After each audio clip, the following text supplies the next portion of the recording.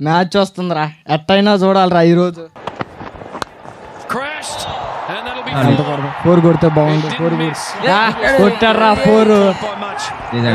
Betting వేద్దాం ఎట్టయినా ఈరోజు. Hello ఏ మహేష్ గా 500 బెట్టింగ్ అయ్యరా అర్జెంటుగా, తొందరగా. యా యా యా అది కొట్టాడు చూడరా, సెంచరీ కొట్టాడు చూడు. ఏ బిగ్ బాస్ బెట్రా. ఏ క్రికెట్ చూస్తాలా?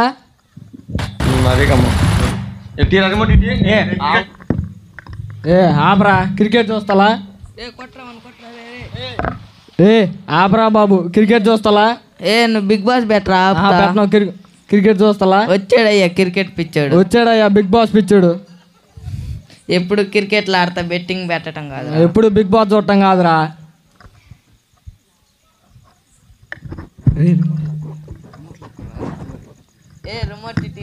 ఏ క్రికెట్ చూస్తాలా? ఆగు. లే క్రికెట్ చూస్తాలా? ఇటివ్వండి, ఎవరికి వద్దు, నేను సీరియల్ చూడాలి. కార్తీక్ వచ్చిందయ్యా సీరియల్ పిచ్చిది. అయ్యో పెట్టుకొని నేను సీరియల్ చూడాలి. వంటలక్క స్టార్ట్ అయింది. రే ఎప్పుడైనా మన కోసం ఇలా ఏడ్చిద్దంట్రా. ఇప్పుడేమో మన కోలం ఏడిస్తే ఎలా ఎందుకుంటుంది మనం? అయ్యో ఏంద్రా బాబు, కార్తీక్ నీకేమైంది? మొదలైందయ్యా బాబు, ఇంకా చూడలేక మేము గిన్నె కూడా నిండిపోయేటట్టు ఉందిరా బాబు. ఏడ్చి ఏడ్చి బిన్ను పెట్టాల్సి వచ్చింది.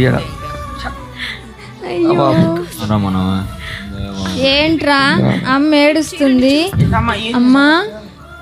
అమ్మా ఏంటి ఏడుస్తున్నావు? వచ్చిందయ్యా భక్తుపర్రాలు. ఏంటమ్మా టీవీ సీరియల్ చూసి ఏడుస్తున్నావా? ఏం చెప్పారు పాస్టర్ గారు? టీవీ సీరియల్ చూడొద్దని చెప్పలేదంటమ్మా. నీకేం తెలుసమ్మా, కార్తీకు దీపాల కష్టాలు మీకేం తెలుసమ్మా? సరేలే, నువ్వు వెళ్ళి బైబిల్ చదువుకోపో. అయ్యో ఏమి ఎప్పుడు బాగుపడిద్దో ఏందో అసలుకి. అయినా బాప్తిసం తీసుకొని ఎన్నాళ్ళయింది, ఏం మారదు. అమ్మా కుమారి, అమ్మా పాస్టర్ వస్తుందిలే. మరి రే ఆ టీవీ కట్టండి రా, ఆ టీవీ కట్టండి రా. రే వాక్యం పెట్టండి రా, వాక్యం పెట్టండి. పెద్ద పెద్దగా పాటలు పాడండి రా, పాటలు పాడండి పెద్ద పెద్దగా.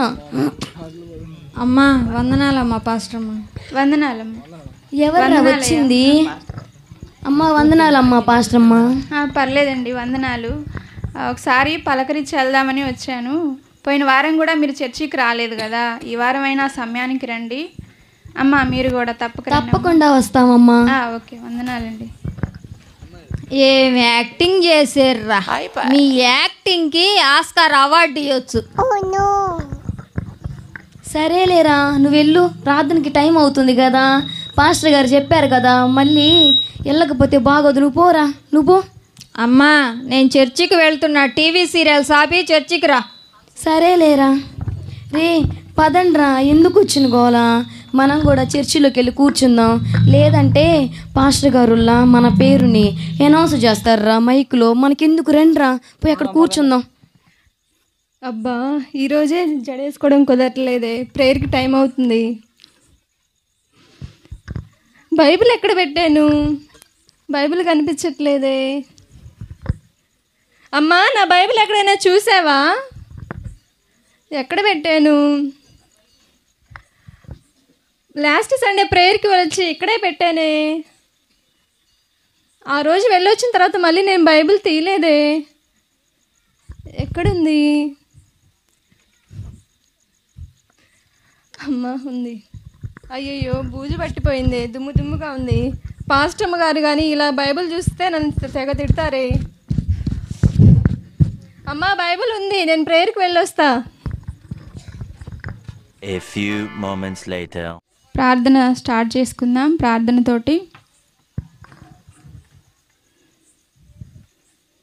మహాపరిశుద్ధుడా యేసయ్య మీకు వందనాలు, స్తుతులు, స్తోత్రాలు చెల్లిస్తున్నాం. ఈరోజు ఆదివారం కనుక ప్రభువా, ఈరోజు జరిగే ఆరాధన కార్యక్రమం అంతట్లో తోడుగా ఉండి నడిపించమని యేసు నామములో ప్రార్థిస్తున్నాం తండ్రి, ఆమేన్. చేతులున్న ప్రతి ఒక్కళ్ళు దేవుణ్ణి చప్పట్లు కొడుతూ స్తుతిద్దాం. హల్లెలూయా స్తుతి మహిమా ఎల్లప్పుడు దేవునికి చెదము. హల్లెలూయా స్తుతి మహిమా ఎల్లప్పుడు దేవునికి చెదము. హల్లెలూయా హల్లెలూయా హల్లెలూయా హల్లెలూయా స్తుతి మహిమా ఎల్లప్పుడు దేవునికి చెదము. ఏమ్మా కార్తీక దీపం సీరియల్ ఏమన్నా చూసావా? లాస్ట్ మినిట్ చూడకుండా వచ్చేసాను.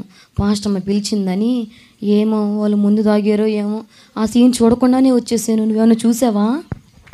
ఏమో ఆంటీ, నేను ఫస్టే వచ్చేసాను, ప్రేయర్ టైం అయిపోతుందని. అవునా, సరేలే. ప్రియులారా, ఇప్పుడు మనం వాక్య భాగంలోనికి వెళ్దాం. కీర్తనల గ్రంథం 26వ అధ్యాయం 1వ వచనంలో ఇలా రాయబడి ఉంది. దావీదు మహారాజు ఇలా రాసి ఉన్నారు. యెహోవా, నేను యథార్థవంతుడనై ప్రవర్తించుచున్నాను, నాకు తీర్పు తీర్చుము. ఏమీ సందేహపడకుండా యెహోవా యందు నేను నమ్మిక ఉంచి ఉన్నాను అని చెప్పి దావీదు మహారాజు రచించిన కీర్తన మనం చూస్తాము.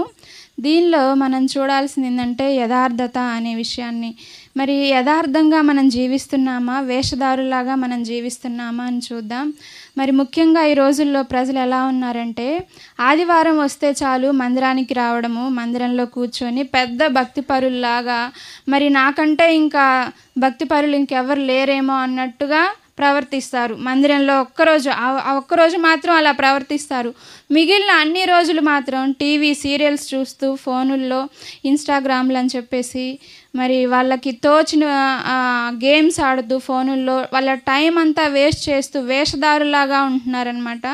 మరి మనం చూస్తే దేవుడు అంటున్నాడు, వేషధారులను నేను అస్సలు క్షమించను అని చెప్పి చెప్తా ఉన్నాడు. కాబట్టి మనం పరిశీలన చేసుకుందాం, మనం వేషధారులాగా ఉన్నామా, లేకపోతే యథార్థంగా దావీదు మహారాజు ఎలాగ దేవుని యందు నమ్మిక ఉంచాడో, మరి నాకు తీర్పు తీర్చు అని చెప్తా ఉన్నాడు దావీదు మహారాజు.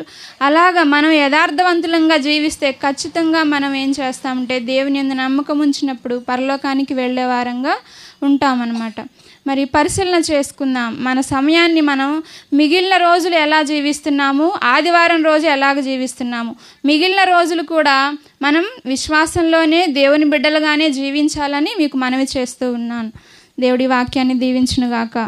ఏమ్మా ఇవన్నీ పట్టించుకోమాక, పాస్టర్లు అందరూ ఇలాగే చెప్తారులే కానీ. అవును, కార్తీక దీపం సీరియల్ ఏమైంది, నీకేమన్నా తెలుసా? ఏంటంటే ఇప్పుడేగా వాక్యం చెప్పారు పాస్టమ్మ గారు, మళ్ళీ సీరియల్ అంటారు ఏంటంటే మీరు? ఏంటమ్మా నువ్వు, ఇప్పుడే కదా పాస్టర్ గారు సీరియల్ గురించి చెప్పొద్దంది, నువ్వేంటి? అయినా వాక్యం విన్న తర్వాత నేను సిగ్గుపడుచున్నాను, అయినా నీకు సిగ్గులేదుగా అమ్మా?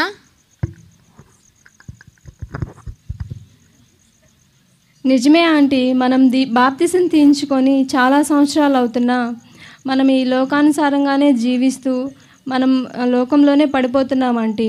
మనకి దీవెన పాస్టమ్మ గారు వాక్యానుసారంగా జీవించాలని ఎన్నో మాటలు మనకు చెప్తున్నా కానీ ఈ లోకంలో సుఖ సంతోషాల కోసం, ఆ టీవీ సీరియల్స్ కోసం, ఆ గొడవల కోసం, ఆ ప్రేమల కోసమే ప్రాకులాడుచున్నామే కానీ మనకి వాక్యం చెప్తున్న వాక్యాన్ని అర్థం చేసుకోకుండా లోకానుసారంగా జీవిస్తున్నాం ఆంటీ. మనం ఆ విధంగా జీవించకూడదని వాక్యానుసారంగా మనల్ని ఎప్పుడూ గద్దిస్తూనే ఉంటున్నారు. మనం దాన్ని వినకుండా నిర్లక్ష్యం చేస్తున్నాము, వేషధారుల వలె మారి తిరుగుచున్నాము ఈ లోకంలో. అవునమ్మా, పాస్టమ్మ గారు చెప్పిన వాక్యాన్ని వింటే నేను కూడా మారిపోయాను. మరి ఇప్పుడు మనం చూసిన స్కిట్లో చూస్తే ఒకళ్ళు క్రికెట్ మ్యాచ్ చూస్తూ బెట్టింగులు పెడుతూ వాళ్ళ సమయాన్నంతా వృధా చేసుకోవడం, అదే ఫ్యామిలీలో ఇంకొకళ్ళు బిగ్ బాస్ చూడాలని చెప్పి టీవీ రిమోట్ దగ్గర గొడవ పడుతూ ఉన్నారు.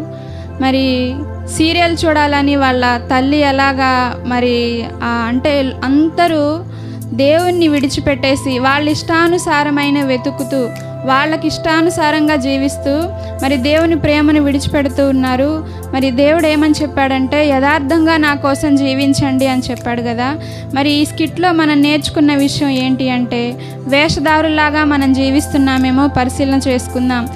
చర్చిలో ఒకలాగా, చర్చి లేనప్పుడు మిగిలిన రోజుల్లో ఒకలాగా మనం జీవిస్తుంటే మరి అది మనం పరిశీలన చేసుకుందాం. దేవుడు చెప్తున్నాడు వేషధారులకు పరలోకంలో చోటు లేదు అని చెప్పి. కాబట్టి ప్రతి ఒక్కళ్ళు పరిశీలన చేసుకోవాల్సిన విషయం ఏంటంటే మరి మనం దేవుణ్ణి ఎంతగా ప్రేమిస్తున్నాము. దేవుణ్ణి బాప్తీసం తీయించుకున్న తర్వాత కూడా ఆత్మీయ ఎదుగుదల లేకుండా ఈ లోకానుసారంగా సీరియల్ చూస్తూ, ఆ గేమ్స్ అని, బిగ్ బాస్లు చూస్తూ, టీవీ షోస్ చూస్తూ మరి వాళ్ళ సమయాన్ని ఎంతో వృధా చేసుకుంటూ ఉన్నారు. కాబట్టి ఒకసారి మనం పరిశీలన చేసుకుందాం. అలా మనం ఉంటే ఇకనైనా మార్చుకొని దేవుని కోసం జీవిద్దాం.